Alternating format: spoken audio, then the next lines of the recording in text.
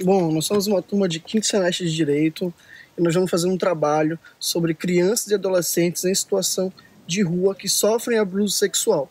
Para isso, nós vamos andar pela capital paraense e demonstrar qual é a realidade delas.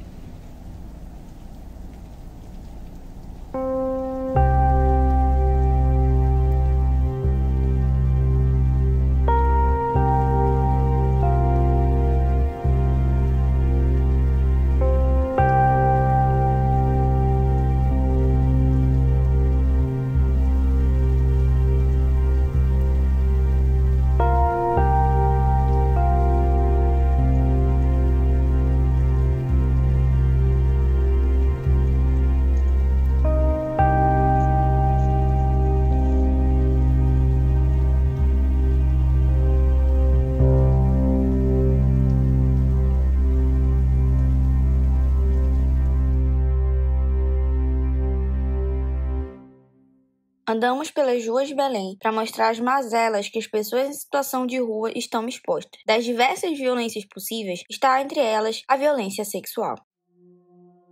No estado do Pará, diariamente, crianças e adolescentes sofrem abuso sexual. No entanto, essa é uma violência que não entra nas estatísticas, porque poucas são as denúncias realizadas. De 2004 a 2011, foram realizados mais de 7 mil atendimentos de crianças e adolescentes que sofreram algum tipo de abuso. Apesar de parecer um número bastante expressivo, em comparação com as violências realmente realizadas, é um número muito pequeno, que não condiz com o tamanho da gravidade do problema. Infelizmente, as denúncias são muito difíceis nesses casos, principalmente com as crianças em situação de rua. É muito complicado ter um tipo de denúncia porque elas estão numa situação de risco e numa situação em que elas não têm qualquer tipo de apoio, qualquer tipo de estrutura que as leve a denunciar esses abusos, e elas acabam naturalizando as violências sofridas, porque elas estão expostas diariamente a isso.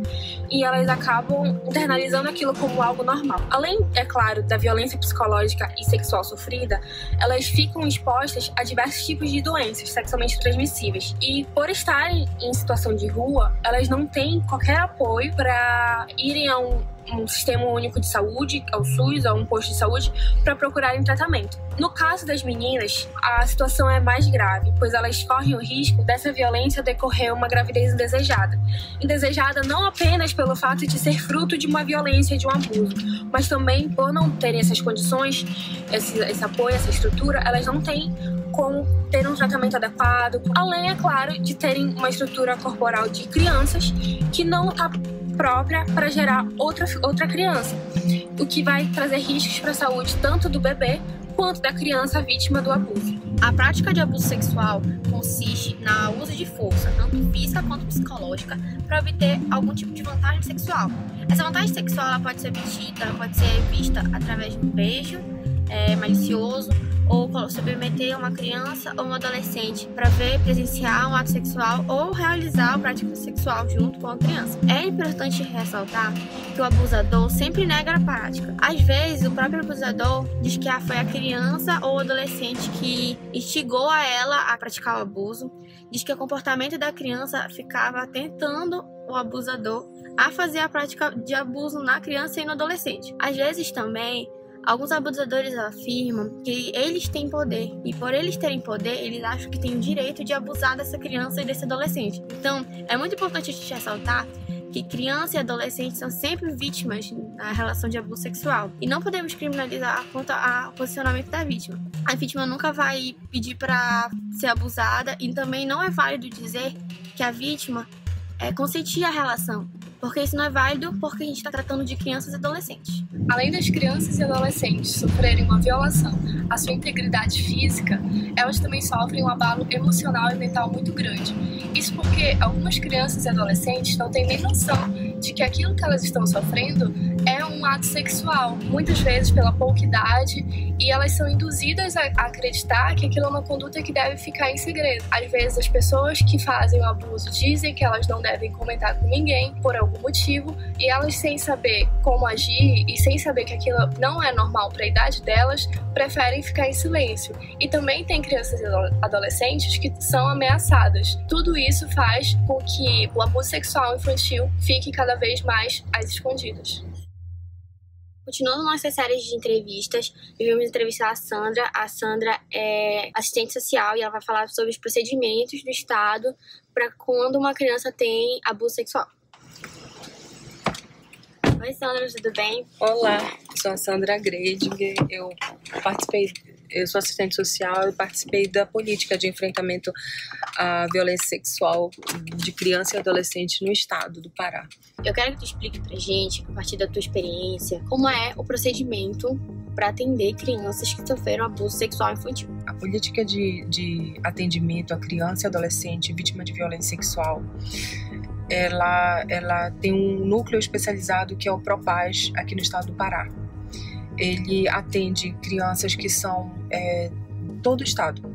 Na sua maioria vem de interior do estado, que atende toda a área metropolitana também. Entendi. Então, tá me dizendo que o primeiro procedimento é a denúncia. Sim, sim. Aí depois da denúncia, pelo SEM, tem outra forma de denunciar? Sim, cada município ele tem o seu centro de referência. Pode ser através, primeiramente, dos conselhos tutelares, que o SEM, quando você faz a denúncia pelo SEM, ela é encaminhada ao conselho tutelar mais próximo da ocorrência. Entendi. E aí é encaminhada depois que o conselheiro vai lá e verifica a situação, ou às vezes até mesmo a própria polícia, e é encaminhada para o Propaz para fazer perícia, para fazer todo o atendimento psicossocial. Então ele vai pro centro, pro Conselho Tutelar. Aí ele vai encaminhada pro Propaz. E o Propaz faz o procedimento, né? Isso, psicossocial e a questão da perícia.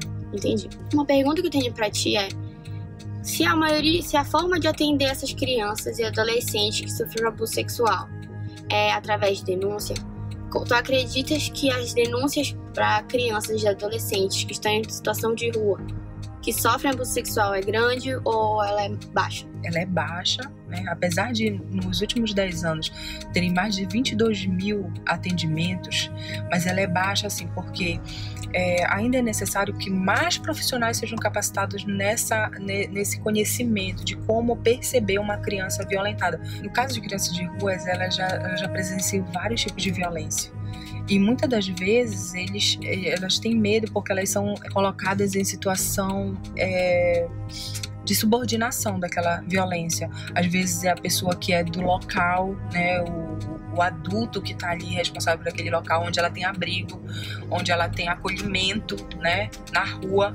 Então é muito mais difícil essa criança ela se reconhecer como violada, ela se reconhecer como vítima, né? Ela vai, vamos dizer assim, naturalizando esse tipo de violência, ela vai aceitando, e aí os profissionais da rede que identificam crianças que já vivem na rua, né? Assistentes sociais que fazem campanhas, que fazem tipos de atendimento na rua mesmo, eles podem estar identificando. Agora, assim, a comunidade ou a sociedade como um todo, ela pode, numa situação dela verificar que há uma criança ali que passa a noite, que vive, já é uma situação errada, né? E a gente pode estar denunciando, porque a criança ela é prioridade, entendeu? Na nossa Constituição, no ECA, ela é prioridade em todos os atendimentos. Então, o SEM, ele é essa ferramenta para a gente estar identificando. Se você vê uma criança sozinha no ônibus, sozinha andando num shopping ou numa praça, isso já é para a gente estar achando aquilo que não é normal. Então, a gente tem que estar denunciando, e as pessoas não têm esse hábito de denunciar. O que tu acha, Sandra, que a criança em situação de rua, você fala que ela é mais vulnerável? Com certeza, mais vulnerável. Tu acredita que é por falta de um esteio familiar, ou que o próprio atendimento pode ser responsabilizado por essa vulnerabilidade ser maior e elas acabam tendo essa ocorrência maior de abuso sexual? A gente até tem, vamos dizer assim, situações de fiscalização de crianças que podem ou não estar na rua. Hoje em dia tem o próprio DATA ou policiais, eles fazem essa busca ativa, que a gente chama de busca no local, em loco, busca ativa de crianças que possam estar na rua. Mas a denúncia ainda é muito pouca, entendeu? E quando se tem essa busca ativa da gente trazer essas crianças desse lugar e colocar no serviço de acolhimento, esses serviços eram para estar sendo dispostos a essas crianças, mas a denúncia de onde elas estão ainda é muito pouco. Seria a falta de oportunidade? Assim, ela falta de oportunidade, ela chegou na rua e ela sofre diversas faltas de oportunidade e ela vai continuando na rua. Sim. E quando ela vai continuando na rua, ela continua sujeita a todos os tipos de violência e, com certeza, a violência sexual é uma delas. Com certeza. É assim, é todo vamos dizer assim, uma desconstrução familiar. O pai não tem emprego, a mãe não tem, aí ou o pai faz os filhos e deixa com a mãe é solteira, aí não tem que deixar as crianças, aí deixa com terceiros, com vizinhos, olha aí eles, e assim, eles vão criando uma independência que ainda não era para a idade deles. Então, assim, é toda uma desconstrução dessa crise de oportunidades, né, das classes, tudo começa dentro da família, ou a ausência dessa família, né? Mas na ausência dessa família, a gente sabe que o Estado é uma das funções do Estado também, garantir esses direitos para a criança, e a criança como prioridade. Então a gente concorda que abuso sexual é o resultado de várias faltas de oportunidade que uma criança que está em situação de rua acaba sofrendo. Sim, porque essa criança não era para estar na rua. Essa criança não era para estar na rua. Isso. Sandra, a gente agradece muito a tua paciência, a tua participação aqui, tá bom? Tá bom. Obrigada. Bom, após a gente dar essa volta na nossa cidade, a gente teve algumas conclusões sobre a realidade da capital paraense e queríamos demonstrar isso. Agora que nós entendemos como é que funciona o abuso sexual e entendemos a realidade das crianças em situação de rua e seus adolescentes em situação de rua, é importante nós tomarmos algumas medidas de comportamento para começarmos a coibir essa prática, essa violência. Primeiro, abusador não tem um perfil. Abusador pode ser qualquer indivíduo, seja homem, seja mulher. O importante é nós focarmos na criança, a criança e o adolescente que vão se comportar de forma diferenciada, de forma mais agressiva. E é importante observar também se ocasionalmente virmos na rua alguma criança exposta a algum tipo de forçação de movimento ou algum tipo de briga, é algo a se prestar atenção e algo a se denunciar para as autoridades, porque isso não é normal. É cabível também que nós criamos mais sensibilidade para lidar com essas crianças. Criança, como a própria Sandra falou, não é para estar na rua. Então, só o fato da criança estar na rua é importante nós denunciarmos desde já. Existem várias formas para denunciar isso.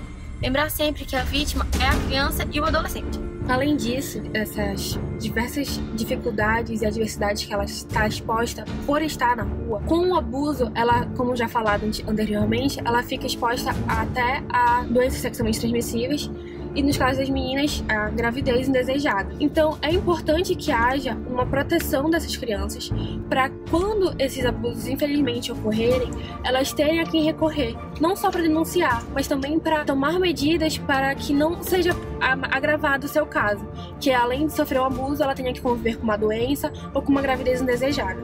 Nesse sentido, a gente vê que é muito importante um programa de atendimento realmente especializado e de qualidade para atender principalmente as crianças e adolescentes em situação de rua. Entrevistando a Sandra, que foi a assistente social do Propaz, nós podemos ver que o Propaz ele está ali para prestar um atendimento a essas crianças e adolescentes. Após toda essa explanação, fica claro que o grande problema nessa situação é a invisibilidade em decorrência da marginalização desses indivíduos. Então, qual é o papel da sociedade? É tratar esses indivíduos e acolher eles para a sociedade, trazer eles para a sociedade, porque a maior característica é a obscuridade, e isso transforma essas pessoas em vítimas, porque não ocorre denúncia e a pessoa pode ir lá fazer o que quiser e ninguém vai ficar sabendo. Então o nosso trabalho é denunciar, mostrar que isso acontece, olhar isso na rua e denunciar. Esse é o nosso trabalho.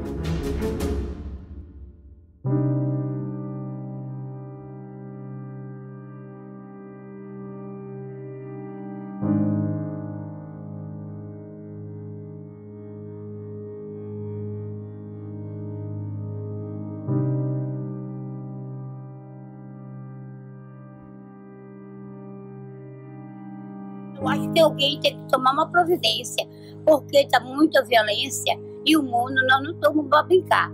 E tem muita gente que está fazendo muita grosseria, muita bruxaria com as pessoas, não através de gente de rua, porque tem muita gente que mora na rua, é mais ou menos assim, porque não tem casa, entendeu? Mas tem muita gente que já é fazendo morador de rua, fazendo mal, roubando. Então a gente tem que tomar mesmo uma providência, porque esse negócio não tá nada certo. Eu sou uma moradora de rua porque eu vejo muita coisa, muita violência mesmo, muita gente sendo roubada, muita gente sendo maltratada. Então não pode ser assim. Tem muita gente fazendo mal.